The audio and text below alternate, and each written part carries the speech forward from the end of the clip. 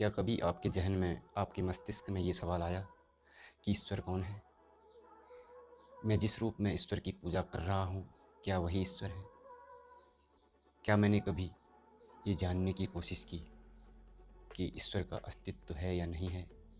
क्या ईश्वर हमेशा इस दुनिया में है या नहीं?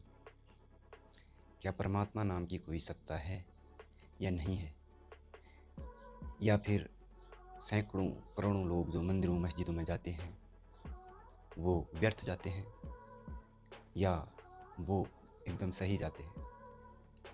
तो आपको इस बारे में गहन चिंतन मनन करने की आवश्यकता है कि ईश्वर हैं या नहीं है। अगर हैं तो क्या कभी आपने अपने इन चक्षुओं से ईश्वर के दर्शन किए हैं? क्या आपने कभी परमात्मा को देखा है? अगर नहीं देखा तो आप किस आधार पर परमात्मा को मानते हैं? क्या आप सुनी सुनाई बातों के अनुसार परमात्मा को मानते हैं, या आप परमात्मा का अनुसरण तब करते हैं जब अन्य और लोग भी परमात्मा का अनुसरण कर रहे होते हैं? तो आपको ये सोचना बहुत ही ज़रूरी है। आपके मन में यदा कदा ही नहीं, कभी न कभी ये सवाल आता होगा। नहीं आता है तो ये सवाल अपने आप से पूछें कि मैं जिस ईश्वर की भक्ति करता हूँ, मैं जिस ईश्वर को पाना चाहता हूँ, या वह ईश्वर है कौन? वह कहाँ रहता है? कहाँ उसका धाम है? क्या सच में ईश्वर हैं? अगर हैं तो कहाँ हैं? ये चीज़ हर किसी मनुष्य को बहुत ही गहनता से, बहुत ही डीपली सोचना चाहिए कि अगर ईश्वर हैं तो कहाँ है, मुझे उन्हें कहाँ ढूंढना चाहिए। या फिर आप उन लोगों की तरह ही उसे मान लेते हो जो पूरी दुनिया मानती है, तो आप भी उसे मान लेते हो। लेकिन मेरा यह कहना है कि अगर आपके मन में कभी न कभी ये विचार आना चाहिए, मस्तिष्क में विचार आना चाहिए कि मैं जिस ईश्वर की पूजा कर रहा हूँ, जिस ईश्वर को मान रहा हूँ, एक बार जीवन में मुझे उस ईश्वर के दर्शन होने चाहिए, या मुझे उनका अनुभव होना चाहिए। कम से कम एक बार तो आप उस ईश्वर के दर्शन करें। बचपन से जवानी आ गई, फिर बुढ़ापा आएगा, फिर एक दिन हम मृत्यु को प्राप्त हो जाएंगे। सारे जीवन हमारी जो दौड़ है वो व्यर्थ ही रहेगी। न हमें कभी ईश्वर के दर्शन हुए, न हमने कभी उनका अनुभव किया।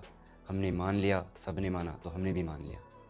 हम इस जीवन में आए और उस ईश्वर के दर्शन नहीं कर पाए, उस परमपिता के दर्शन नहीं कर पाए जिन्होंने हमें इस पृथ्वी पर भेजा है। और मनुष्य जीवन में ही उस परमात्मा का अनुभव हो सकता है। अगर मनुष्य को ईश्वर को जानना है तो उसके लिए सबसे बड़ा मंदिर ये हमारा शरीर है। इस शरीर के अंदर ही हम उस परमपिता परमात्मा को जान सकते हैं, जो जानने योग्य है। अब सवाल ये उठता है कि आखिर उसको कैसे जानें, कौन से रास्ते से जाके हमें उनके दर्शन होंगे? क्या हमें काबा क्या हमें काबा कैलाश जाके ईश्वर के दर्शन होंगे, या हमें शास्त्रों का अध्ययन करके उस ईश्वर के दर्शन होंगे? आखिर कहाँ पर हमें वह मिलेगा? इसके लिए भी हमें गहन अध्ययन, गहन सोच की आवश्यकता है। शास्त्रों पर उतरना है और हर उस महान शख्सियत के जीवन के बारे में जानना है जिसने उस परमपिता को जाना है, उस परमात्मा को जाना है। उस परमात्मा को जानने के बाद क्या होता है और जानने से पहले क्या होता है, इन सब चीज़ों के बारे में जानना बहुत आवश्यक हो जाता है, खासकर मनुष्य के लिए, मनुष्य जीवन के लिए। क्योंकि यह संसार बहुत ही दुखमय है और हर कोई इंसान सुख की लालसा करता है।